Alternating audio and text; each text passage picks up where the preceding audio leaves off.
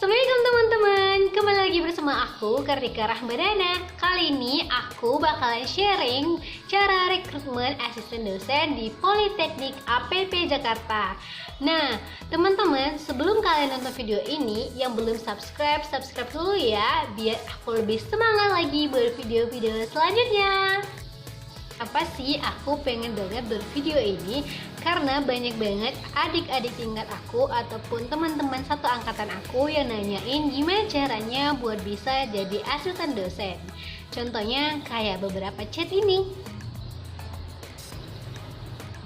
Oke, sebelum aku bakal ngejelasin lebih lanjut mengenai cara rekrutmen dan apa aja sih berkas-berkas yang harus kita siapkan, aku bakal ngasih sedikit nasihat buat diri aku sendiri dan buat teman-teman yang mungkin lagi nonton video ini.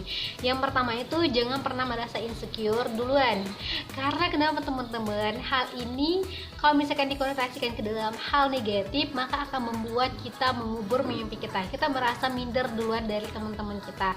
Jadi kita kan belum tahu sebenarnya kita bakalan berhasil atau tidak kalau misalkan kita nggak coba. Jadi coba aja dulu. Yang kedua itu adalah tanamin niat yang benar-benar baik dalam diri kalian.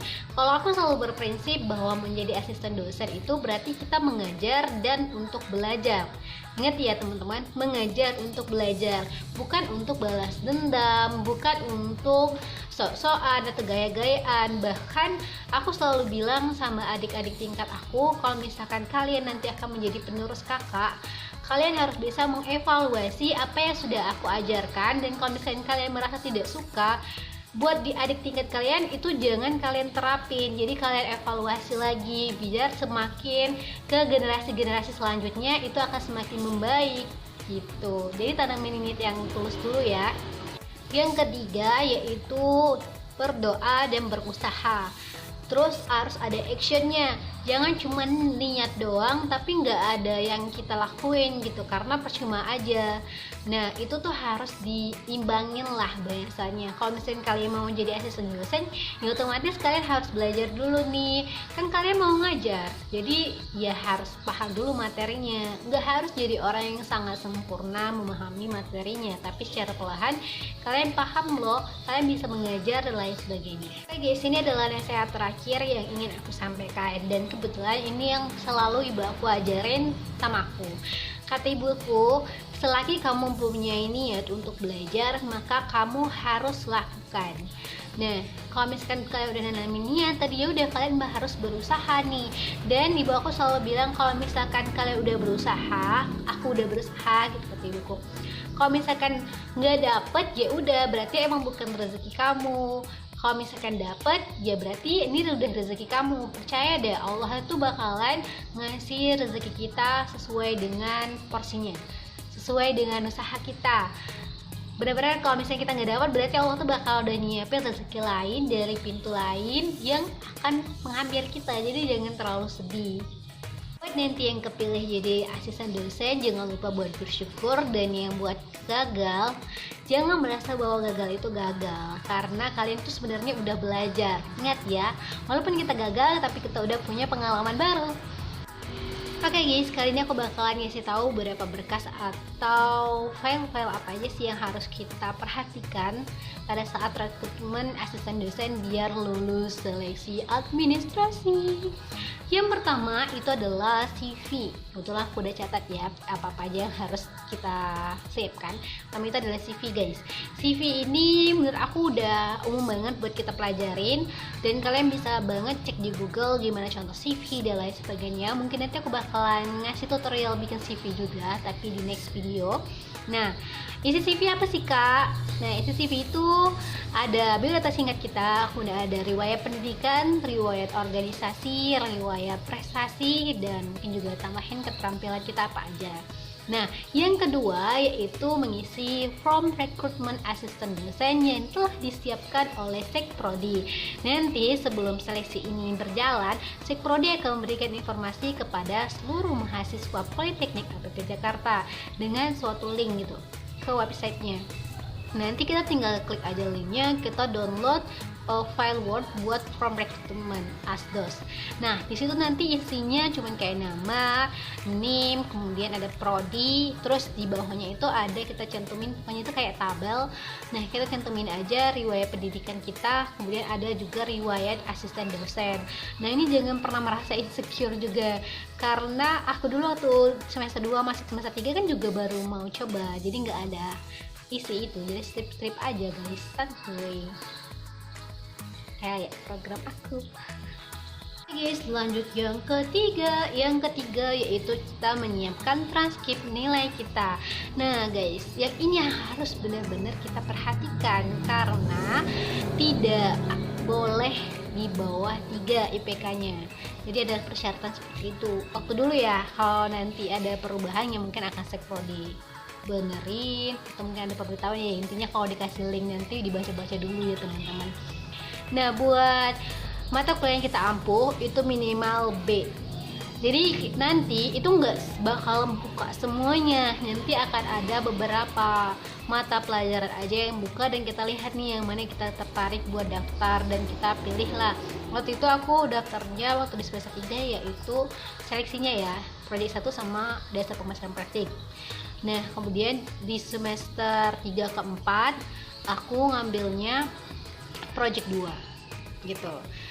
Terus juga ada yang harus kita perhatikan yaitu lampiran. Nah lampiran ini adalah sertifikat kita terkait dengan mata kuliah yang kita ampuh. Kalau misalkan nggak ada, ini juga nggak masalah karena ini kayak sunnah nih, nggak wajib gitu guys, nggak wajib, buat lampiran aja. Guys, itu adalah beberapa berkas-berkas yang harus kita persiapkan. Tapi kalau misalkan nanti ada pemberitahuan, wajib banget buat literasi ya teman-teman, karena bisa aja berubah. Kan ini cuman kayak share pengalaman aku selama tahun kemarin. Nah, jadi jangan lupa baca ya. Kita bakal masuk ke segmen dimana aku bakalan sharing gimana caranya seleksi itu asisten dosen. Ya, di pertama itu ada tahapan administrasi, yang kedua itu adalah tahap wawancara. Nah buat tahap wawancara ini nggak semua mata kuliah sih wawancara, tergantung dari kebutuhan dan ketersediaan dosen, tergantung kebijakan dosen yang bersangkutan ya. Nah waktu di semester 3 itu aku memilihnya proyek 1 sama dasar pemasaran praktik. Nah proyek 1 ini tidak ada seleksi buat wawancaranya, tapi mungkin ada penilaian dari catatan kerja, bukan catatan kerja sih, catatan belajar kita mungkin dari asdos sebelumnya. Jadi dilihat juga nih gimana semangat kita, mungkin juga kayak gitu. Tapi ini kan nggak ada dibocorin sama dosennya, jadi nggak ada dikasih tahu kriteria penilaiannya dari mana aja gitu. Yang pastinya itu administrasi udah lolos karena ada dapat feedback dari si prodi waktu itu dikirim ke email kita. Nah setelah itu buat di dasar pemasaran praktik, nah ini ada seleksi wawancaranya teman-teman. Jadi waktu itu dihubungin sama Pak Khairul Hadi. Kebetulan aku dasar pemasarannya sama Pak Khairul Hadi, kalau proyek 1 itu sama Pak Haji. Nah dikasih tahu bahwa ada seleksi wawancara, aku lupa tanggal berapa, pokoknya hari Rabu jam 8 malam, ingatnya itu. Jadi waktu itu seluruh teman-teman yang udah lulus seleksi administrasi akan seleksi wawancara berbarengan dalam satu Zoom. Itu benar-benar mungkin uji mental kali ya, ketemu cutting gitu.